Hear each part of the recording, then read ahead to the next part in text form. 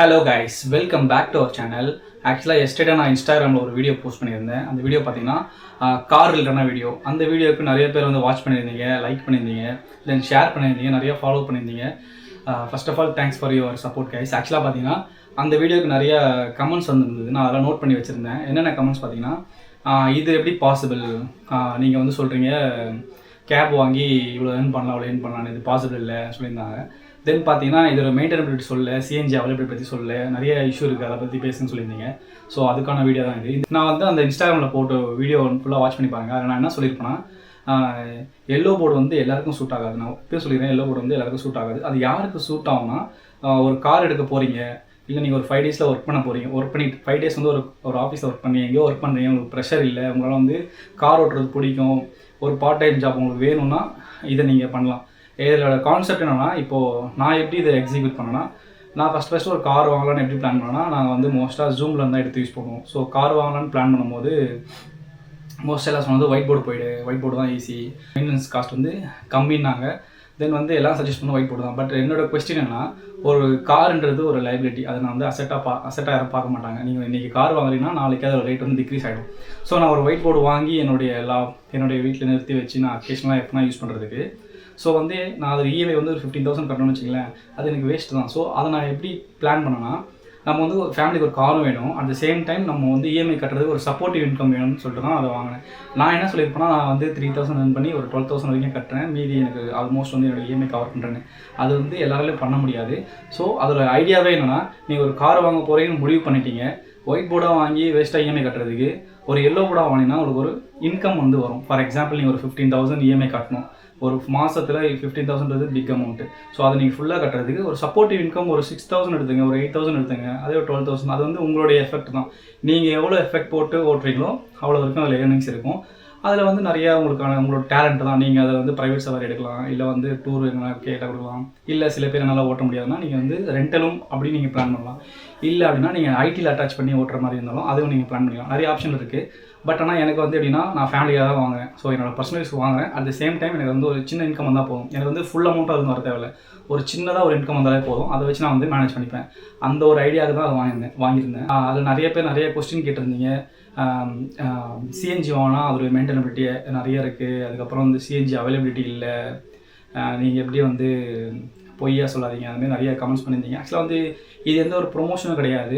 எந்த ஒரு ப்ரொமோட் பண்ணி ஒரு கேபை ப்ரொமோட் பண்ணி இல்லை காரை ப்ரொமோட் பண்ணுற விளையாடியாது. நான் என்னுடைய ஐடியா, நான் வந்து ஒரு கார் வாங்கணும்னு முடிவு பண்ணும்போது நான் ஃபேஸ் பண்ண ஸ்ட்ரகிள், அதுக்கு நமக்கு இருக்க சொல்யூஷன். என்கிட்ட நிறைய ஒரு 3 சொல்யூஷன் நான் சொல்லியிருந்தேன், 3 சொல்யூஷன் இருக்குது. ஒன்று, கார் வந்து ஜூமில் புக் பண்ணிக்கலாம். இல்லை அப்படின்னா நம்ம வந்து ஒரு ஒயிட் போர்டு வாங்கி இஎம்ஐ கட்டலாம். அப்படி இல்லை அப்படின்னா ஒரு கேப் வாங்கி நம்ம அதில் வந்து இன்கமும் ஜென்ரேட் பண்ணலாம். அட் த சேம் டைம் நம்ம ஃபேமிலியாக தான் யூஸ் பண்ணிக்கலாம். இதுதான் என்னோட ஐடியா.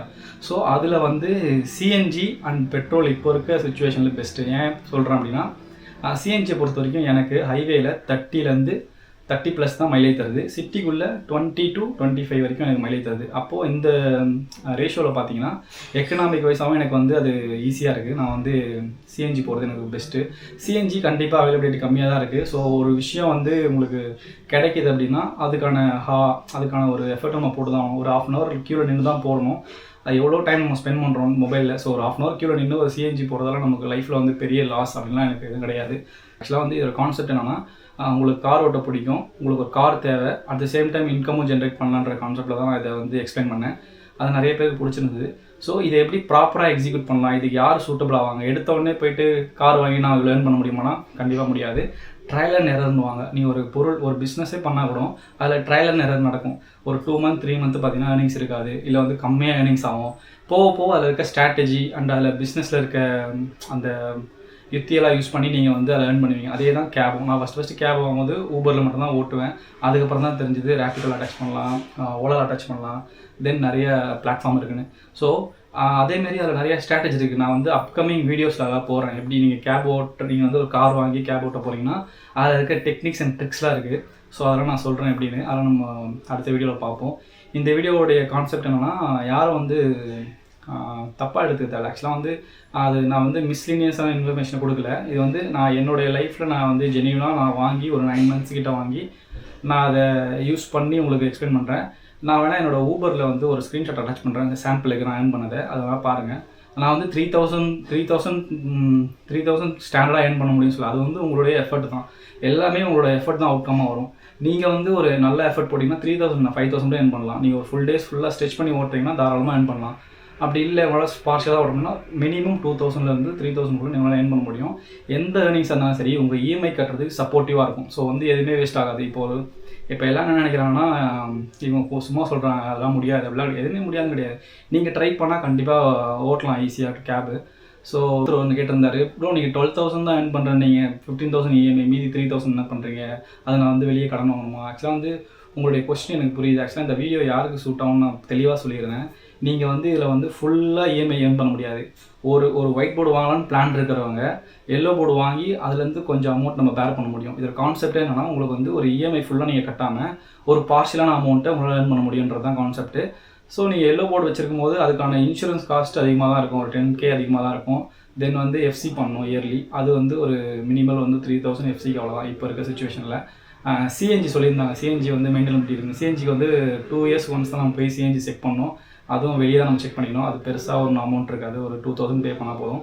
அது ஃபுல்லாக இன்ஸ்பெக்ட் பண்ணி சர்டிஃபிகேட் கொடுத்துருவாங்க. ஜாப்லேயும் ஒரு ஸ்ட்ரகிள், ஒரு கஷ்டமான விஷயம் இருக்க தான் செய்யணும். நம்ம அதை எப்படி ஓவர் கம் பண்ணுறோன்றது தான் மேட்ரு. ஸோ எல்லோரும் சொல்லுவாங்க இதெல்லாம் வேலைக்காகாது, ஸோ இது ரொம்ப கஷ்டம். கண்டிப்பாக கஷ்டப்பட்டால் தான் உங்களுக்கு வந்து அவுட்கம் கிடைக்கும். ஈஸியானா எல்லோரும் பண்ணிட்டு போயிடுவாங்க. ஸோ இது முக்கியமாக சொல்லிடுவேன், இது ஈஸியான ஜாப் கிடையாது. நீங்கள் ஒரு கார் வாங்குறீங்கன்னா கண்டிப்பாக அந்த காரை ஓட்டினா தான் உங்களுக்கு ப்ராஃபிட்டு. நீங்கள் ஓட்டாமல் வீட்டிலே நிறுத்தி வச்சுட்டு எனக்கு ப்ராஃபிட் வரணும்னா வராது. ஸோ நீங்கள் அதை பிளான் பண்ணிக்கணும். ஒரு மாதம் ஓடும், ஒரு மாதம் ஓடாது. ஸோ அது ஒரு பிளானே என்னென்னா, உங்களால் முடிஞ்சால் அது வந்து இன்கம் ஜென்ரேட் பண்ணுங்கள். ஜென்ரேட் ஆகும் கண்டிப்பாக. இல்லையா நீங்கள் வந்து அதை ரெண்டு கூட விடலாம். உங்களோட பிளான் தான், உங்களுடைய டேலண்ட் தான் எல்லாமே. அதுலேருந்து எப்படி நீங்கள் ஏர்ன் பண்ணன்றது. ஸோ இந்த வீடியோ நான் எக்ஸ்பிளைன் பண்ணியிருப்பேன், உங்களுக்கு ஃபுல்லாக புரிஞ்சுக்கணும்னு நினைக்கிறேன். இந்த வீடியோ நீங்கள் கமெண்ட் பண்ணுங்கள், உங்களுக்கு எதனா டவுட் இருந்தால் நான் அதை எக்ஸ்பிளைன் பண்ணிடுறேன். ஆக்சுவலாக வந்து நான் ப்ராக்டிக்கலாக பண்ணுறது தான் உங்களுக்கு இதில் சொல்லியிருப்பேன். நான் ட்ரீம் பண்ணிலாம் சொல்லலை, எதுவும் ஃபேக்கான விஷயத்தை நான் ப்ரொமோட்டும் பண்ணல. எனக்கு ப்ரொமோட் பண்ண வேண்டிய அவசியம் கிடையாது ஆக்சுவலாக பார்த்தீங்கன்னா. ஏன்னா வந்து நான் வந்து ஒரு மிடில் கிளாஸ் ஃபேமிலி. ஸோ என்னால் ஒரு கார் வாங்கும்போது நான் என்ன இஷ்யூ ஃபேஸ் பண்ணுன்றதுக்கு சொல்யூஷன் தான் அவங்க கொடுக்குறேன். நிறைய பேர் வந்து கார் வாங்கணுன்ற ஐடியா இருக்கும், பட் அவங்களால வாங்க முடியாது. ஸோ அவங்களுக்கு இது ஒரு ஹெல்ப்ஃபுல்லாக இருக்கும் இந்த ஐடியா. அவங்களுக்கு இது சூட் ஆனால் அந்த ஐடியா எடுத்துக்கிட்டோம். சூட் ஆகாதுங்க நீங்கள் ஸ்கிப் பண்ணிட்டு போயிடுங்க, நோ ப்ராப்ளம்.